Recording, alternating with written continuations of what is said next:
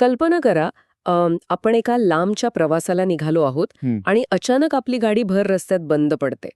अशा वेळी एक चांगला मेकॅनिक काय करेल?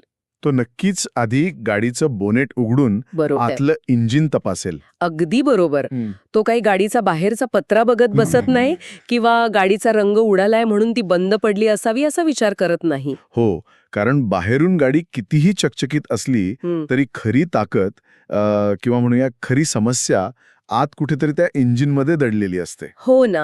आणि जोपर्यंत ते आतलं इंजिन दुरुस्त होत नाही तोपर्यंत ती गाडी 1 इंचही पुढे सरकत नाही.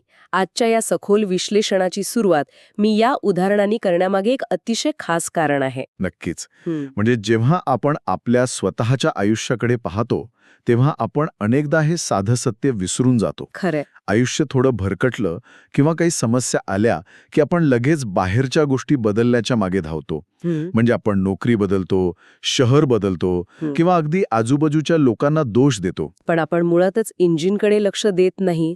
अगदी तेच. आणि म्हणूनच आज आपण जेम्स ॲलन यांच्या ॲज अ मॅन थिंकेथ ह्या पुस्तकावर आणि त्यातील तत्वज्ञानावर चर्चा करणार आहोत. हे पुस्तक एक अत्यंत क्रांतिकारी विचार मांडतं. हो, आणि तो विचार म्हणजे माणसाचं खरं इंजिन हे त्याचे विचार आहेत. बापरे. म्हणजे बाह्य परिस्थिती बदलण्यामागे धावण्यापेक्षा स्वतःचे विचार बदलण्याची ही संकल्पना खरोखरच थक्क करणारी आहे. मला तर हा विचार खूपच क्रांतिकारी वाटतो.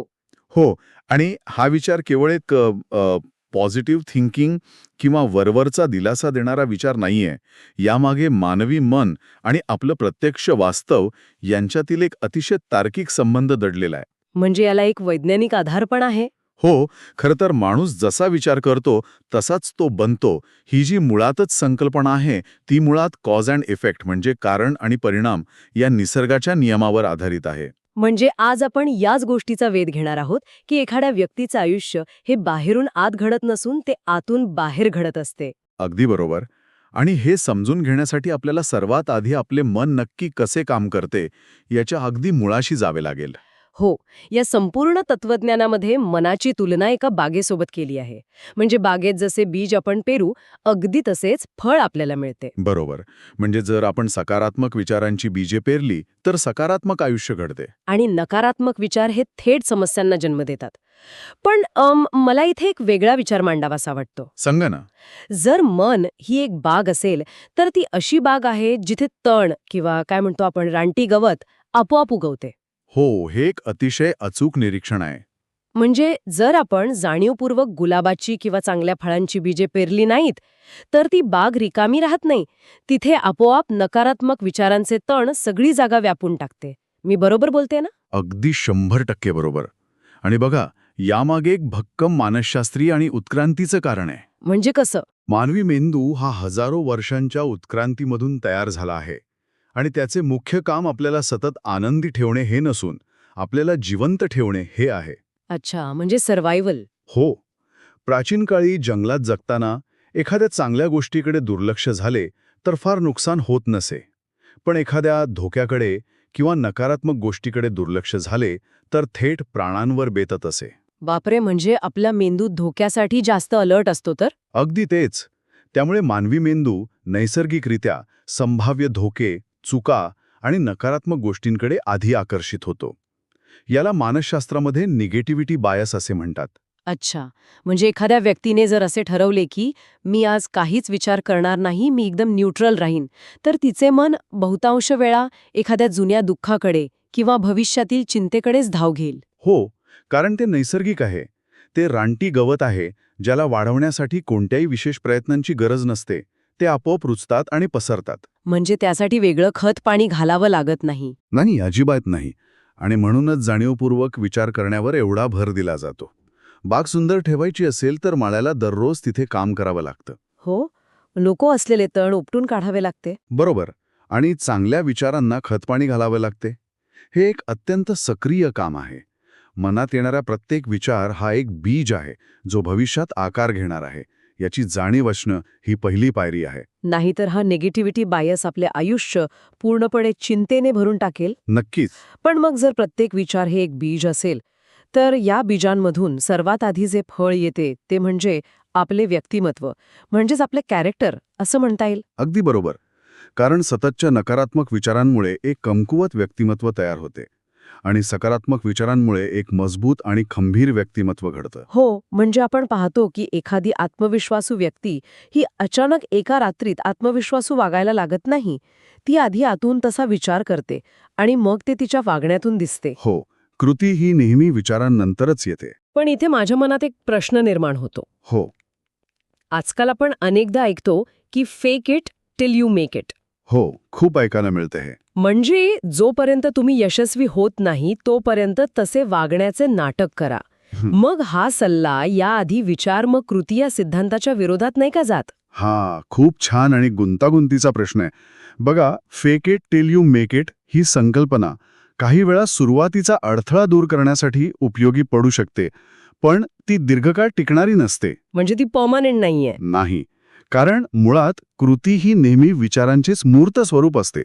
जेव्हा एखादी व्यक्ती आत्मविश्वासाचा केवळ देखावा करते, पण आतून तिचे विचार भीती, असुरक्षितता आणि संशयाने भरलेले असतात, तेव्हा काय होते? आतमध्ये एक वेगळाच संघर्ष सुरू होत असेल. अगदी तेच. एक प्रचंड मानसिक संघर्ष सुरू होतो. बाहेरून मजबूत दिसण्यासाठी प्रचंड ऊर्जा खर्च करावी लागते आणि तो देखावा कोणत्याही कठीण प्रसंगात किंवा तणावाखाली लगेच गळून पडतो. म्हणजे आतला पाया पक्का असल्याशिवाय वरची इमारत उभी राहू शकत नाही. केवळ चेहऱ्यावर हास्य ठेवून आपण आतली भीती कायमची लपवू शकत नाही. बरोबर. आतून विचार बदलल्याशिवाय व्यक्तिमत्वात झालेला कोणताही बदल हा केवळ तात्पुरता आणि अत्यंत थकावणारा असतो. माणूस जे खऱ्या अर्थाने विचार करतो तेच तो बनतो. म्हणजे कृती ही विचारांची सावली आहे असं म्हणता येईल. खूप छान उपमा आहे ही.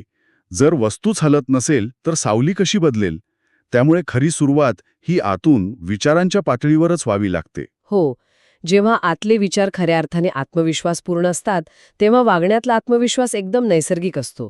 त्यासाठी कोणतेही नाटक करावे लागत नाही. अगदी बरोबर. हे अगदी पटण्यासारखे आहे. आपले विचार आपले व्यक्तिमत्व घडवतात हे समजायला तसं सोपे आहे, पण जर आपण आतून बदललो तर त्याचा थेट परिणाम आपल्या आजूबाजूच्या परिस्थितीवर कसा होतो? हाच तर या तत्वज्ञानाचा सर्वात महत्वाचा टप्पा आहे.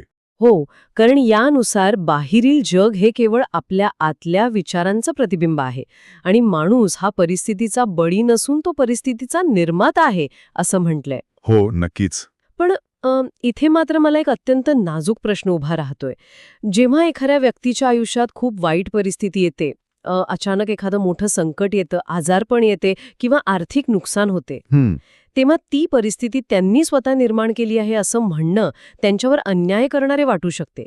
याकडे आपण नक्की कसे पाहावे? आपण खरोखरच प्रत्येक गोष्टीचे निर्माते असतो का? हा संपूर्ण चर्चेतील सर्वात संवेदनशील मुद्दा आहे आणि याचा अनेकदा गैरसमज होतो. बघा, जेव्हा आपण म्हणतो की आपण आपल्या परिस्थितीचे निर्माते आहोत, तेव्हा त्याचा अर्थ जगातील प्रत्येक बाह्य घटना आपण नियंत्रित करतो असा होत नाही. म्हणजे बाहेरच्या जगावर आपला कंट्रोल नसतो? नाही, नसतो.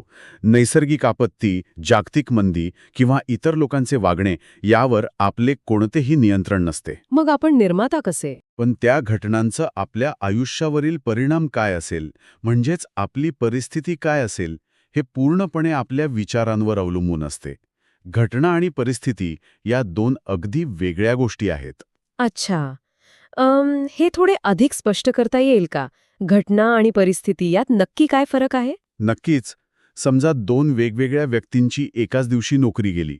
आता नोकरी जाणे ही एक बाह्य घटना आहे, जी दोघांच्याही बाबतीत समान आहे. बरोबर. आता पहिली व्यक्ती, जिचे विचार नकारात्मक आहेत, ती असा विचार करते की माझे आयुष्य संपले, माझ्यासोबतच असे नेहमी का होते, मी आता काहीच करू शकत नाही. म्हणजे ही व्यक्ती स्वतःला परिस्थितीचा बळी समजते. हो, परिणामी काय होतं, ती नैराश्यात जाते आणि नवीन संधी शोधणे थांबवते. तिची परिस्थिती खरोखरच अत्यंत वाईट बनते. आणि दुसरी व्यक्ती? दुसरी व्यक्ती, जिचे विचार सकारात्मक आणि खंबीर आहेत, ती विचार करते की ही नोकरी गेली, पण माझ्याकडे कौशल्य आहे, ही एक नवीन सुरुवात असू शकते, मी नवीन मार्ग शोधेन. म्हणजे ही व्यक्ती स्वतःला निर्माता समजते. अगदी बरोबर आहे. ती नवीन कौशल्य शिकते, नवीन लोकांशी संपर्क साधते आणि कदाचित आधीपेक्षा चांगली नोकरी मिळवते. क्या बात आहे. म्हणजे संकट बाहेरून येत असले तरी त्या संकटाचे आपण काय करायचे हे आपण ठरवतो. वादळ आल्यावर आपण वादळ थांबवू शकत नाही, पण जहाजाचे सुकाणू कसे फिरवायचे हे आपल्याच हातात असते. खूप सुंदर उदाहरणं दिलं. मी बळी आहे ही मानसिकता एखाद्याला पूर्णपणे हतबल करते. ती व्यक्ती परिस्थितीसमोर शरणागती पत्करते. आणि मी निर्माता आहे हा विचार. हा विचार स्वीकारला की ती व्यक्ती स्वतःच्या आयुष्याचे नियंत्रण पुन्हा स्वतःच्या हातात घेते. माझ्या आजूबाजूला जे घडत आहे त्यातून मार्ग काढण्याची ताकद माझ्या आतल्या विचारांमध्ये आहे ही जाणीव अत्यंत शक्तिशाली आहे. म्हणजे बाह्य घटना काहीही असोत, त्यातून आपली परिस्थिती काय घडेल याचे निर्माते आपणच असतो. अगदी 100%. हे खूपच स्पष्ट करणारे आहे. म्हणजे हा मुद्दा स्वतःला शिक्षा देण्याबद्दल नसून स्वतःला सक्षम करण्याबद्दल आहे.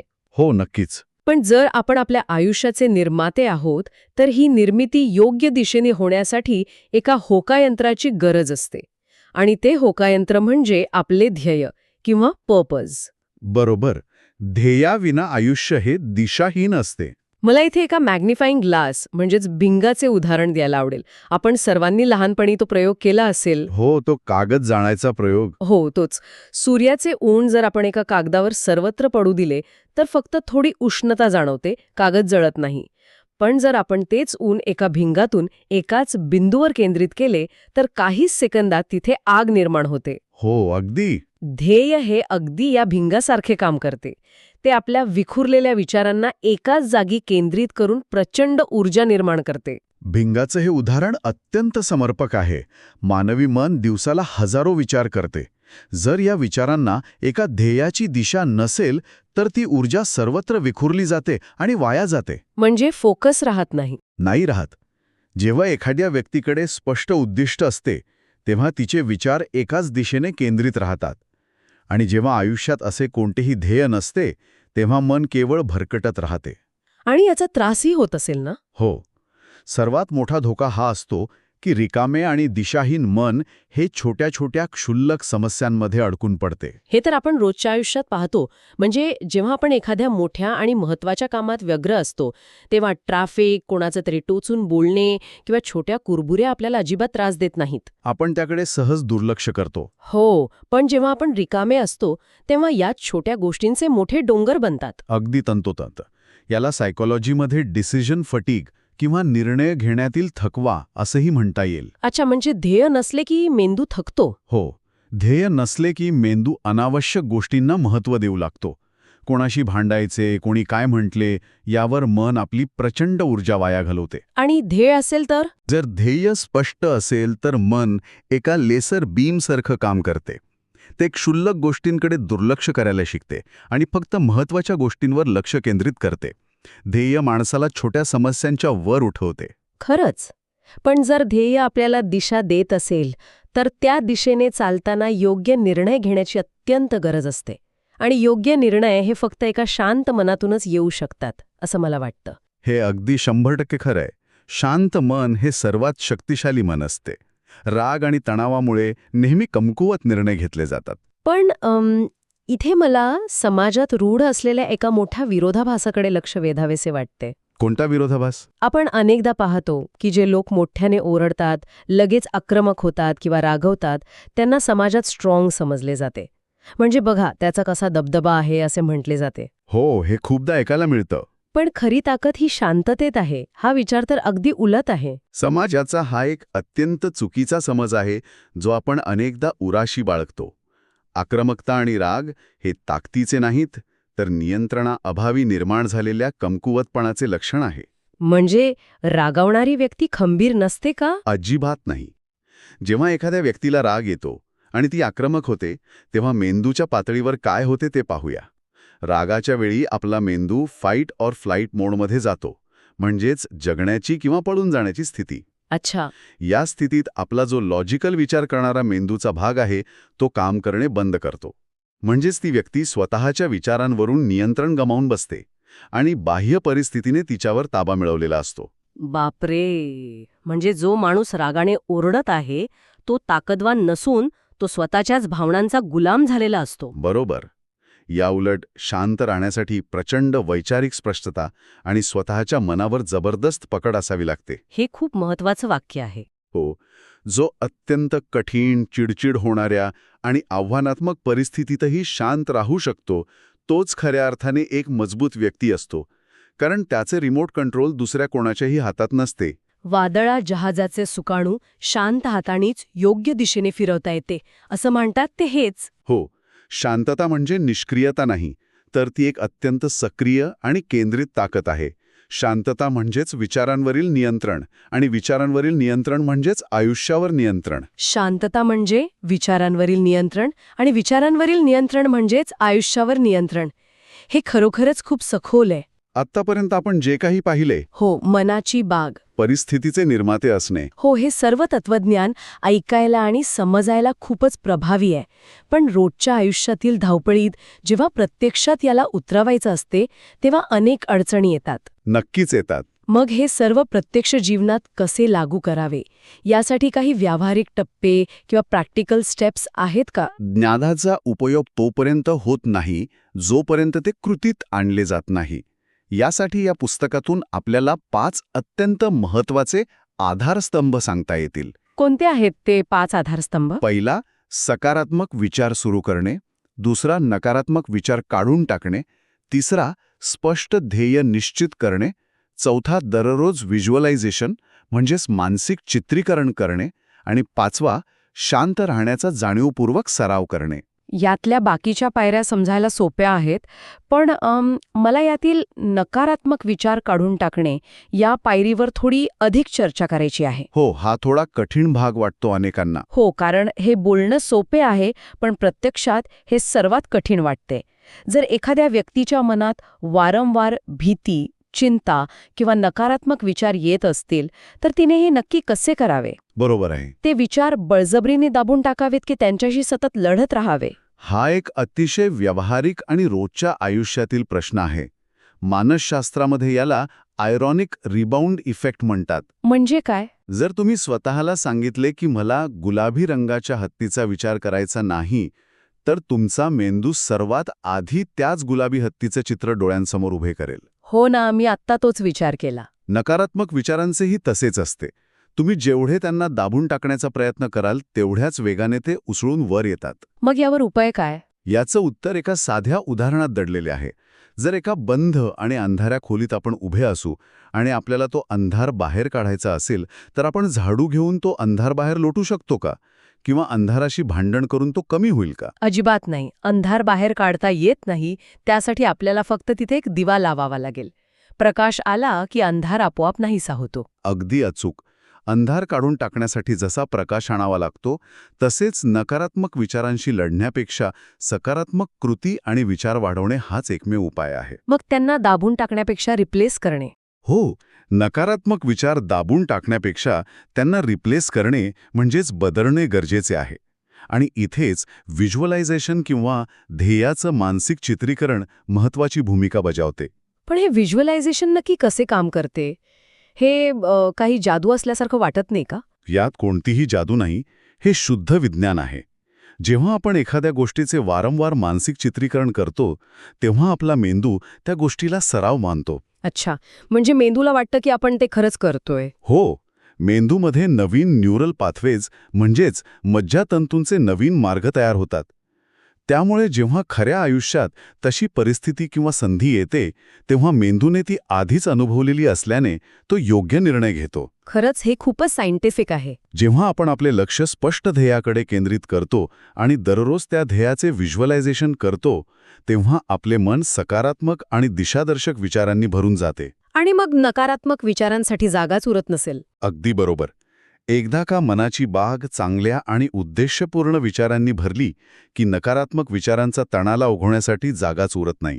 म्हणजे नकारात्मकतेवर थेट प्रहार करण्यापेक्षा सकारात्मकतेची रेषा एवढी मोठी करायची की नकारात्मकता आपोआप लहान होईल.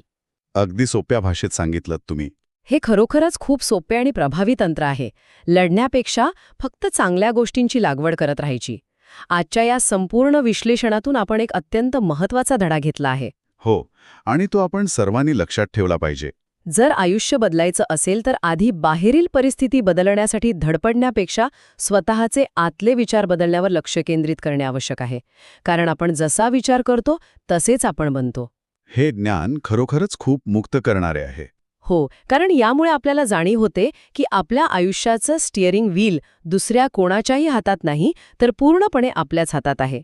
आपण परिस्थितीचे गुलाम नसून आपल्या विचारांचे मालक आहोत. ही मालकी स्वीकारणे सोपे नसते, कारण त्यात जबाबदारीही असते. पण एकदा का एखाद्या व्यक्तीने ही जाणीव स्वीकारली की तिच्या आयुष्यात एक मोठी आणि कायमस्वरूपी क्रांती घडून येते. नक्कीच. पण आजच्या या सखोल चर्चेच्या शेवटी आणि आपण जे मनाच्या बागेचं उदाहरण पाहिले, त्यानंतर माझ्या मनात एक अत्यंत ज्वलंत आणि विचार करायला लावणारा मुद्दा उभा राहतोय. कोणता मुद्दा? आपले मन ही एक बाग आहे आणि आपले विचार हे बीज आहेत, हे आपण अगदी सविस्तर पाहिले. पण आज आपण ज्या डिजिटल युगात जगत आहोत, तिथे एक भयंकर गोष्ट घडत आहे. हो, सोशल मीडियाबद्दल बोलताय तुम्ही? हो, जर आपण स्वतः जाणीवपूर्वक चांगले विचार पेरत नसू, तर आपण तासनतास जो मोबाईल स्क्रोल करतोय, सोशल मीडिया वापरतोय किंवा 24 तास चालणाऱ्या बातम्या ऐकतोय, हो, त्याच्यातून सतत माहिती आदळत असते आपल्यावर. या माध्यमातून आजूबाजूचे लोक आणि ते अल्गोरिदम आपल्या बागेत नकळत कोणती बीजे पेरत आहेत. जर आपण स्वतः आपल्या मनाची काळजी घेतली नाही, तर कुणीतरी दुसराच तिथे आपली बीजे पेरून जाईल. हा खरोखरच खूप भयानक आणि वास्तवाला धरून असलेला विचार आहे. त्यामुळे प्रत्येकाने स्वतःला एक प्रश्न विचारणे अत्यंत गरजेचे आहे. आपल्या मनाचा माळी नक्की कोण आहे? आपण स्वतः की आपला मोबाईल? या प्रश्नावर आपण सर्वांनीच गांभीर्याने विचार करायला हवा. आणि जसे गाडी बंद पडली की बोनेट उघडून इंजिन तपासावं लागते, तसेच आयुष्यात जेव्हा काहीही चुकीचे वाटेल तेव्हा आधी स्वतःच्या मनाचे बोनेट उघडा आणि आत कोणते विचार सुरू आहेत ते नक्की तपासा. आजचे हे सखोल विश्लेषण आपण इथेच थांबूया. मनन करत रहा आणि जाणीवपूर्वक विचार करत रहा.